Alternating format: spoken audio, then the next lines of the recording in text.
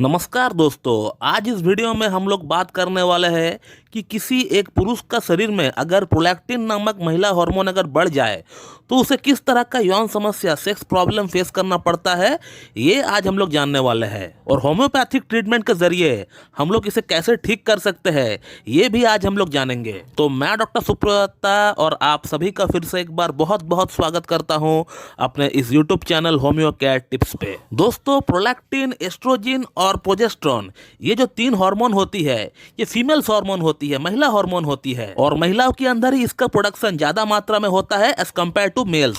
पुरुषों में भी ये तीनों हार्मोन पाया जाता है, लेकिन पुरुषों में ये तीनों हार्मोन जितना कम से कम मात्रा में हो उतना ही अच्छा होता है। पुरुषों के अंदर टेस्टोस्टेरोन और एंड्रोजन हार्मोन का प्रोडक्शन ज्यादा होना चाहिए, ना कि प्रोलैक्टिन, एस्ट्रोजन और प्रोजेस्टेरोन का। सिमिलरली महिलाओं के अंदर टेस्टोस्टेरोन और एंड्रोजन का प्रोडक्शन कम होना चाहिए और प्रोलैक्टिन, एस्ट्रोजन और प्रोजेस्टेरोन का मात्रा सही होना चाहिए, ताकि उनका बॉडी का प्राइमरी और सेकेंडरी कैरेक्टर सही से डेवलप हो सके। लेकिन ये प्रॉब्लम तब बढ़ जाता है जब एक पुरुष का अंदर महिला हार्मोन बढ़ जाए या फिर एक महिला का अंदर पुरुष हार्मोन बढ़ जाए। लेकिन आज हम लोग बात करने वाले हैं सिर्फ प्रोलैक्टिन हार्मोन के बारे में, कि अगर प्रोलैक्टिन हार्मोन किसी पुरुष का अंदर बढ़ जाए तो उनको किस तरह का सेक्स प्रॉब्लम फेस करना पड़ सकता है, ये आज हम लोग जानेंगे।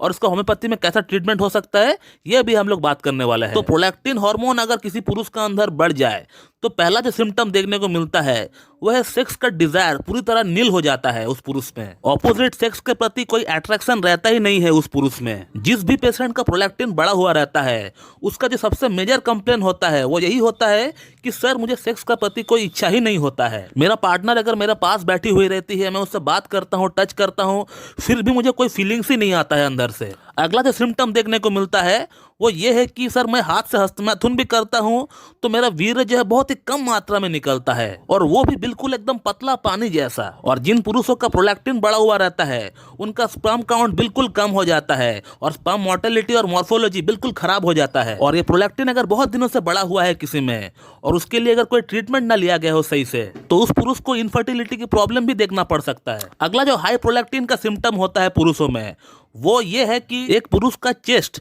जो छाती होता है, वो बिल्कुल महिलाओं जैसा हो जाता है, यानी इंग्लिश में जिसे हम लोग गायनोकोमेस्टिया बोलते हैं, इसका भी शिकायत होने लगता है। क्योंकि प्रोलैक्टिन जो हार्मोन होता है, ये महिलाओं में उनका ब्रेस्ट एनलार्जमेंट में भी जो है सहायता करता है। और एक महिला जब माँ बन जाती है तो यही हार्मोन है जिससे जो है मिल्क प्रोडक्शन होता है। इसके अलावा जो मैंने देखा है इतने दिनों से, वो ये है कि जिन पुरुषों का प्रोलैक्टिन बढ़ा हुआ रहता है उन पुरुषों को सही से ऑर्गेज्म भी नहीं हो पाता है।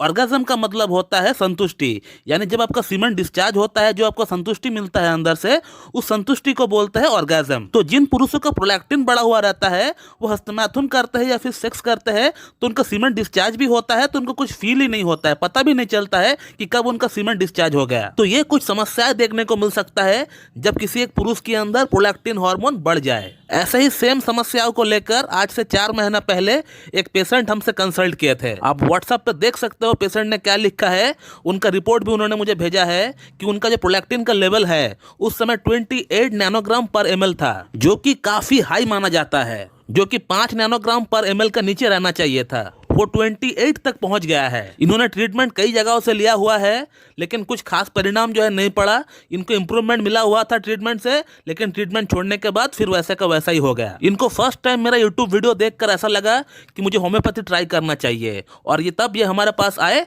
ऑनलाइन कंसल्ट करने के लिए। इनको वो तमाम समस्याएं हो रही थी जो हमने आपको अभी बताया हाई प्रोलैक्टिन के लिए। गायनोकोमेस्टिया की प्रॉब्लम थी, सेक्स डिजायर बिल्कुल लो हो चुका था, इरेक्शन बिल्कुल 0 हो चुका था, और सीमेन क्वालिटी और क्वांटिटी दोनों ही खराब हो चुका था। फिर मैंने इनका एक पूरा केस टेकिंग किया, और केस टेकिंग करने के बाद हमने इनका ट्रीटमेंट कार्सिनोसिन 1M से स्टार्ट किए एज एन एंटी मायोस्मेटिक मेडिसिन। उसके बाद कॉन्स्टिट्यूशनल ड्रग जो इनका चयन हुआ था वो था अर्जेंटम नाइट्रिकम। अर्जेंटम नाइट्रिकम को हम लोगों ने 0/9 से हम लोग स्टार्ट किए थे इस केस में। और जनरल मेडिसिन के तौर पर हमने इनको डामियाना और ट्रिबुलस टेरेस्टस हमने इनको रेकमेंड किया था, जो कि इनको सुबह दोपहर शाम इनको हमने लेने के लिए कहा। और उसी के साथ पेशेंट का कहना था कि सर, आपका खुद का बनाया हुआ जो गोली है मुझे वो जरूर जरूर से दीजिएगा। मुझे उसका 2 महीने का कोर्स करना है, क्योंकि इनको जल्द से जल्द ठीक होना है, क्योंकि 6 महीना बाद ही इनका शादी होने को है। और 4 महीने बाद जब हमने इनका फिर से प्रोलैक्टिन का रिपोर्ट निकाला है, वो कितना कम हो गया ये आप देख लीजिए। 28 से 5 नैनोग्राम पर ml पे आ चुका है। इंप्रूवमेंट तो होगा इनको, मुझे ये पता था,